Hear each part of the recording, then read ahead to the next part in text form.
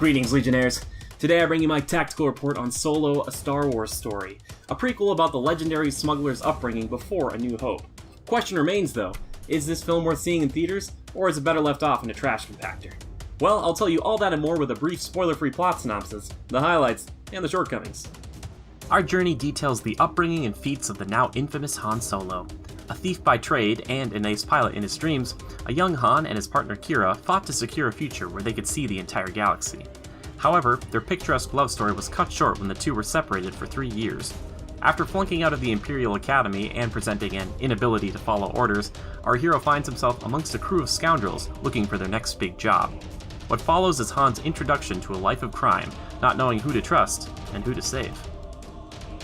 Let's begin as we always do with the highlights of the adventure. While I was skeptical of Alden Ehrenreich's performance of this beloved character, I'm happy to report that he did a solid job. He manages balancing that fine line between reluctant hero and greedy smuggler. Not to mention his chemistry with Chewbacca was ever present.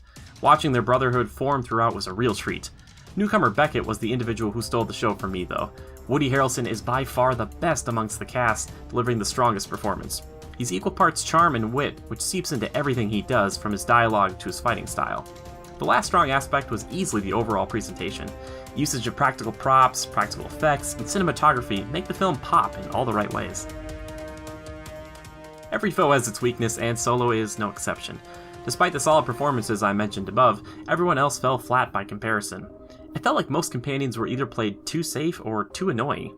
Along with that, the movie tends to drag at times with boring stretches of lackluster plot developments.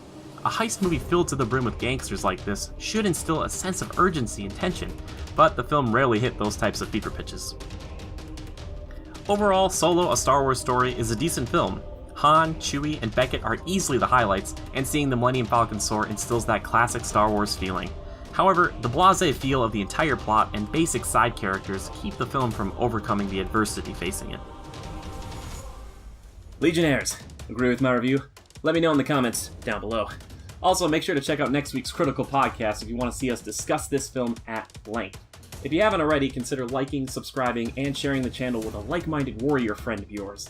But if you're feeling extra generous, consider donating to us over on patreon.com/criticalreviews. Either way, thanks so much for stopping by, we really appreciate it. And just remember to adapt and overcome.